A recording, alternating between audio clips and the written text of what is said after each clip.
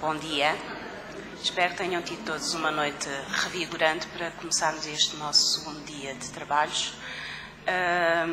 Vamos começar, este painel intitula-se Não se nasce leitor, e vamos começar com a intervenção da doutora Paula Luís, que está à minha esquerda.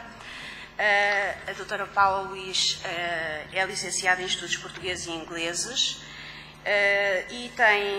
e mestre em Educação e Cidadania, e tem trabalhado desde 2009 no Plano Nacional de Leitura. Depois teremos a intervenção da doutora Anabela Martins, que conhecemos o seu trabalho largamente, quem é professor bibliotecário há já uns anos, como um elemento do gabinete da Rede de Bibliotecas, de 2000 a 2013, e tem trabalhado muito na área das bibliotecas escolares, na sua propagação pelo país, instalação, promoção, e tem numerosas conferências nacionais e internacionais no âmbito do papel das bibliotecas escolares, sobretudo viradas o papel das bibliotecas no século XXI. Por fim, teremos a intervenção da professora Maria Teresa dos Santos, que é doutorada em Psicologia de Educação, mestre em Educação Especial e licenciada em Psicologia de Educação. Trabalha no ensino superior desde 1989, nesta área do ensino especial, sendo o seu campo de investigação em educação inclusiva e criatividade em educação. Vamos começar então pela intervenção da doutora Paula Luís. A sua comunicação tem por título Ler Mais no Mundo Global.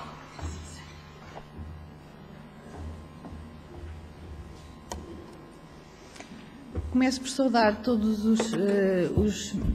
as minhas colegas de mesa e todos os presentes, e sem mais delongas e com a enorme responsabilidade de dar início aos trabalhos do dia, depois de um dia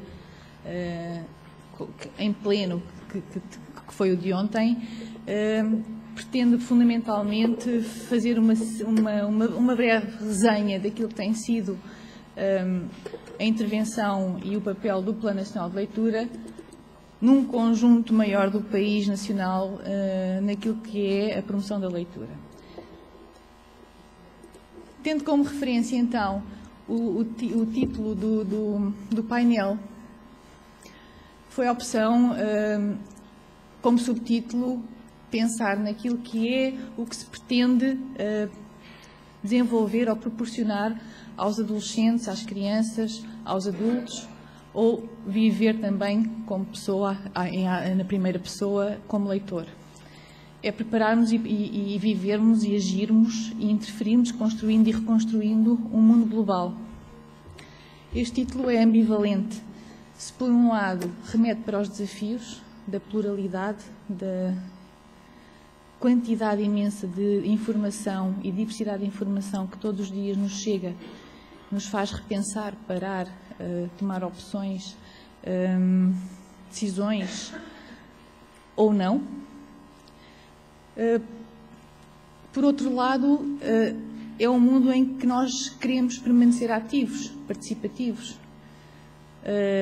o que implica tempo para reflexão. Portanto, há aqui uma contradição aparente que parece remeter para, ao mesmo tempo que o mundo nos engloba, também nos engole, sem dar espaço à reflexão, sem dar espaço à apropriação, sem dar espaço ao debate, à discussão, à partilha.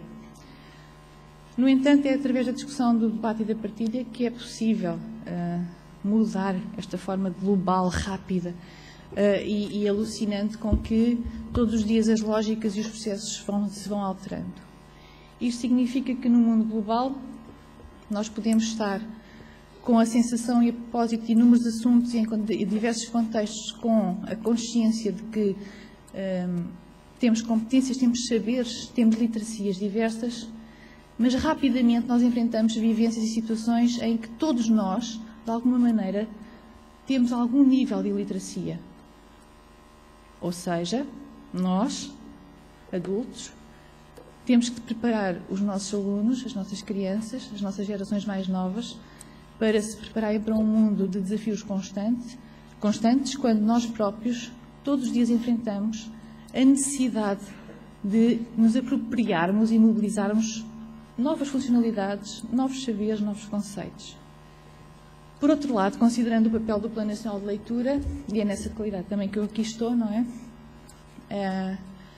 É relevante salientar que o Plano Nacional de Leitura foi um projeto, um programa, um grupo de missão que decorreu de um percurso maior nacional, assumido anteriormente, já pelo menos há mais de 2 décadas. Felizmente, a sequência de iniciativas e de programas e de estruturas públicas permitiram dar relevância àquilo que já todos nós sentíamos no íntimo, que era importante melhorar os níveis de desempenho, de sucesso, de literacias, para melhorarmos também o nosso desempenho global, individual e global, mas também porque era para construirmos a tal universalização da literacia num contexto democrático, não é? Em que a participação no coletivo é fundamental, com a possibilidade e as potencialidades da singularidade de cada um. Ora, referindo o José João Sousa de Moraes, o Plano Nacional de Leitura, tal como a Rede de Bibliotecas Escolares, tal como a Fundação Carlos Gulbenkian, estruturas públicas e não públicas, têm sido elementos para, e estou a ser injusta se não referir muitos outros, mas não vou alongar-me, mas existem certamente muitos outros. Estruturas locais relevantes que contribuem e têm o seu papel determinante para que o acesso à leitura, ao livro e a outros suportes de leitura e o debate e a reflexão tenha resultado na mobilização coletiva que se tem verificado e tem marcado a última década.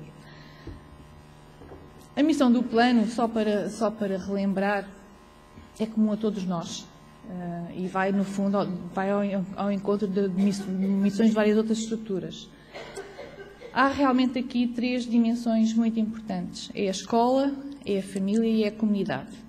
No fundo, este encontro também traduz isso mesmo. É a relevância destas estruturas e o seu papel fundamental, essencial, no sentido de atingirmos e de contribuirmos para a consecução daquela missão, ou desta missão, que é a nossa. O público-alvo, claro, tem que ser as gerações mais jovens, as crianças e os jovens, não é? Os alunos do ensino básico e secundário, mas não podem ser esquecidos os adultos. Temos uma diversidade imensa em termos de acesso à cultura e de rotinas e de relação com a cultura a nível dos adultos. Também o temos a nível das crianças, mas mais acentuado a nível dos adultos. Isto não pode ser ignorado e, oportunamente, pode ser trabalhado em conjunto, nomeadamente através no domínio privado da família. Algumas destas imagens traduzem muito aquilo que tem sido o percurso do plano. O plano não trabalha sozinho, tem sempre parcerias. Portanto, muitos destes projetos só funcionam porque há realmente um percurso feito anteriormente que está relacionado com a rede de bibliotecas escolares. A figura do professor bibliotecário foi determinante porque assumiu um papel de dinamizador, de agente de mudança e de mobilização, primeiro dentro da própria escola, depois da relação com a escola, com a comunidade, e agora da proximidade ou da integração da comunidade na escola e da saída da escola para a comunidade. Ou seja, no fundo, esta estrutura não pode ser ignorada e são parcerias diversas que estão aqui subjacentes a estes projetos, mas a rede de bibliotecas está sempre presente, como é evidente. E quando eu falo de rede de bibliotecas escolares, estou também, como é evidente, a referir-me às bibliotecas municipais, que quase em simultâneo e conjuntamente têm sido parceiros, ou melhor, o plano aliou-se a parcerias que já tinham sido construídas anteriormente. Portanto, no fundo, aquilo que tem sido a mudança sentida por todos nós, quer como cidadãos, quer como professores, quer como membros de equipas diversas que trabalham na área da educação, da cultura e da leitura, da promoção da leitura, têm vindo a consolidar-se ao longo do tempo. Tenho que salientar 2 projetos aqui que têm a ver com a mensagem que eu queria deixar-vos aqui hoje e para termos como presente daqui para a frente. As lógicas têm mudado, as políticas e as decisões e os contextos têm mudado. Nós permanecemos. Aquilo em que acreditamos também permanece. A urgência e a relevância daquilo que temos todos a fazer e o muito que temos ainda por fazer ainda persiste. Portanto, temos um exemplo de um projeto, que é o projeto Ler Mais, que foi um projeto que foi lançado logo no início do lançamento do Plano Nacional de Leitura, conjuntamente com a Rede de Bibliotecas Escolares, e que se centra fundamentalmente na sua essência no desenvolvimento de uma cultura integrada da leitura, e que ao longo dos primeiros 5 anos contou com escolas que se organizavam em termos pedagógicos e de funcionamento centradas na leitura, em que a transversalidade e a visibilidade da leitura ocorria, era visível e estava presente em toda a comunidade educativa e escolar. Isto significa que, ao final dos 5 anos, tínhamos na altura um conjunto de 100 escolas ou agrupamentos. Eu digo tínhamos porque a reestruturação da rede escolar reduziu este número, não quer dizer que tenha reduzido o número de estabelecimentos que tenham beneficiado do contacto, mesmo que tenha sido forçado, mas de facto ao fim dos 5 anos tínhamos 100 estabelecimentos, agrupamentos ou escolas. E agora este projeto vai ser relançado, retomando um pouco a lógica da universalização e da democratização com que foi iniciada esta apresentação. Na verdade, o projeto Ler Mais vai manter este princípio de uma cultura integral de leitura, mas as escolas vão todas, em termos de rede nacional, ter a possibilidade de apresentar a sua candidatura. E a candidatura vai implicar a reflexão conjunta, a tomada de decisões conjunta, o trabalho em coletivo e em cooperação dentro dos agrupamentos e das escolas, no sentido de se reequacionar se as escolas estão preparadas e pretendem uma escola com uma cultura integrada de leitura ou não. As candidaturas são abertas a todos e haverá uma seleção, ou seja, das primeiras 100 escolas, que foram escolas que se evidenciaram por terem elas próprias, por sua iniciativa e por afinidade com a temática e com a questão, se evidenciaram nas suas práticas de promoção e desenvolvimento e consolidação de práticas de leitura, leituras de vários suportes e vários níveis. Agora a possibilidade é aberta a todas as escolas. Podemos pensar que a leitura tem várias dimensões, que há vários níveis de leitura, que há várias condicionantes, há vários tipos de leitores, ou seja, associada à leitura, todos somos unânimes em considerar que a leitura e a escrita são fundamentais, competências basilares, estruturantes, mas depois é preciso que todos sejamos capazes de viver a leitura no nosso dia-a-dia, integrá-la no nosso dia-a-dia, a vários níveis de complexidade, para vários fins. Há a referência, por exemplo, da relevância da leitura para a apropriação do conhecimento dos conteúdos. Mas, para além do conhecimento e dos conteúdos, há a leitura pelo prazer de se ler, pelo prazer de se falar sobre o que se leu, pelo prazer de discutir, escolher um livro ou não escolher aquele livro, ou o autor ou outro autor. Ou seja, é preciso viver com entusiasmo a leitura. Mas também há nos nossos alunos, e bastante, aqueles que não têm entusiasmo ainda.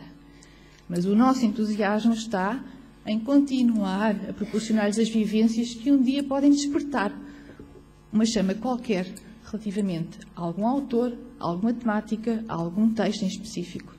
E pode ser o princípio de um caminho diferente. Todos somos relevantes aí. E somos todos relevantes, não só os professores de português ou de história, ou o professor do bibliotecário, ou o professor de filosofia, ou o professor do ensino básico, ou etc., já excluindo todas as possibilidades que tradicionalmente estão associadas à promoção de leitura. Temos que ser todos, com as famílias, com os pais, dando espaço aos pais, para não terem que serem sujeitos à exposição de terem que dizer que não sabem como fazer. Nós oferecemos possibilidades, nós sugerimos, nós fazemos com eles, nós ajudamos-los a enfrentar e ultrapassar os seus próprios obstáculos e constrangimentos na relação com o livro e com a leitura, ou com outros suportes, que também vão surgindo vários. O projeto Ler Mais Jovem é outra dimensão. É um projeto recente, é fundamentalmente destinado ao ensino secundário, ainda que esteja a acontecer, curiosamente, um processo muito interessante. Os alunos do ensino secundário tinham eles próprios que se envolver na promoção da leitura, ou seja, eles tinham que fazer têm que propor sugestões de leitura, adequá-la ao público com quem vão trabalhar, e tinham que ser obrigatoriamente instituições de ensino de adultos, E nesta sequência e nesta lógica, eles tinham que saber adequar às apetências, aos interesses do público e também fundamentar as suas escolhas. Discutir entre si, porque eram equipas. Ou seja, este projeto Ler Mais Jovem tem revelado várias dimensões e várias possibilidades relevantes. Os alunos têm, uma vez que se envolvem como atores, os adolescentes, como atores ativos no processo de leitura, de promoção de leitura, de análises, de reflexões, de debates sobre livros e leituras, eles próprios têm sido confrontados com aquilo que pensavam sobre si próprios enquanto leitores. E é curioso, e só este título, só gostava de partilhar 2 gráficos convosco, que têm a ver com o que eles dizem sobre eles próprios, sobre a leitura, e que é uma reflexão para nós, temos aqui em atenção. Por exemplo, sobre a leitura online, a maior parte dos jovens refere que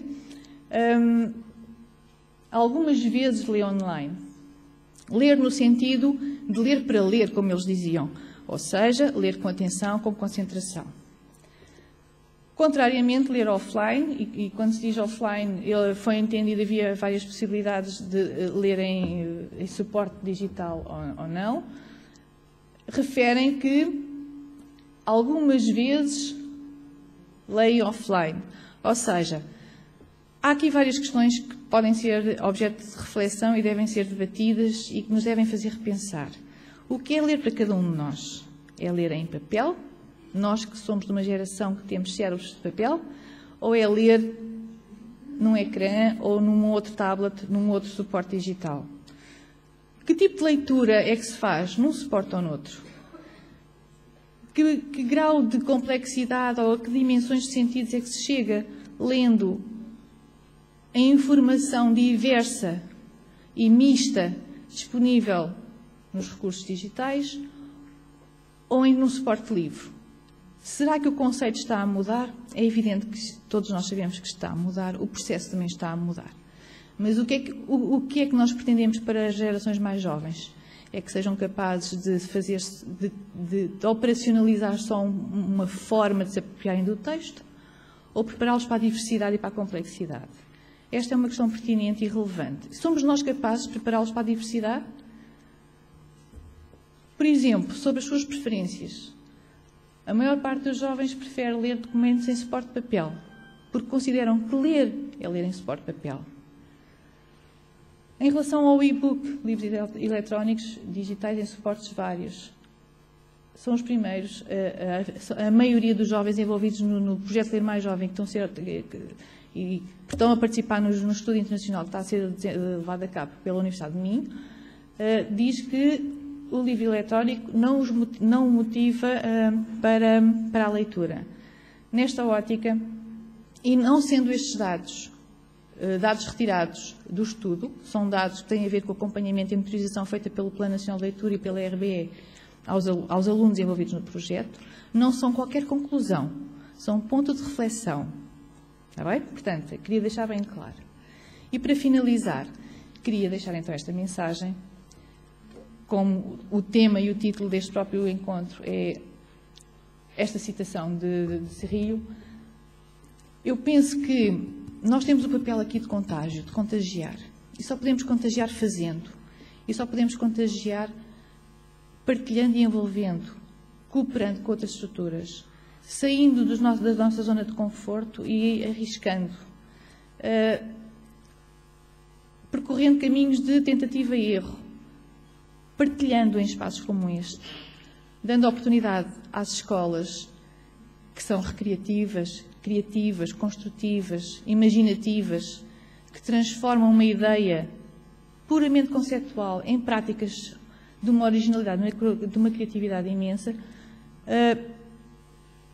visíveis, inspiradoras para os outros. E é neste sentido que eu termino com esta imagem e com esta mensagem, considerando que a imaginação, o simbolismo associado à leitura e decorrente à leitura, as novas tecnologias e as novas vivências, e mesmo a nível emocional, associados às tecnologias da informação e da comunicação, e o encanto e a descoberta do prazer de ler, é no fundo aquilo que todos nos move, que nos move a todos. Peço desculpa. Muito obrigada.